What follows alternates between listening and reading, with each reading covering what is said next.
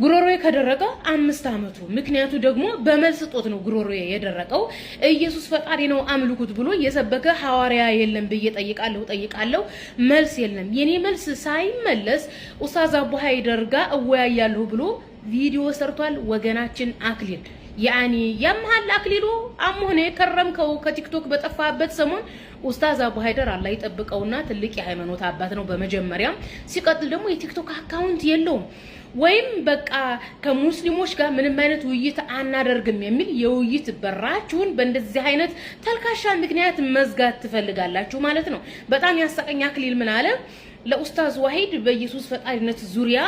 ውይይት አቅርቤለት ተሳደበ ምናምን አለ በመጀመሪያ ኡስታዝ ዋሂድ አልተሳደበም ራስህ ነህ ህዝበ ኦርቶዶክሱ የኦርቶዶክስን ዶግማ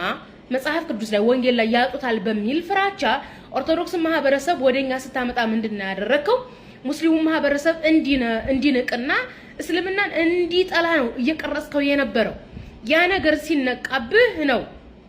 አንተ ራስ እየሸሸው ምክንያቱም ኡስታዝ ዋሂድን እንደ አንድ ኡስታዝ አክብረህ ሳይሆን ያናነክ ምናምን እያልክ ነበር ቪዲዮ ሲሰራ የነበረው ግብረ ገብነት የለህም ስርዓት የለህም እንደውም በፕሮቴስታንቶች ላይ ያልሆነ አክት ስታደርግ እነሱ ልክ አስገቡህ ሙድ ሲሉብህ ሲስቁብህ ሲሳለቁብህ ወደ ሳይሆን በግድህ ባህሪን አስተካከልክ እና ምን አለ ኖርማሊ ኦርቶዶክስን ማህበረሰብ ካለ ምንም መረጃ ጴንጤውንና እስከ እስልምናው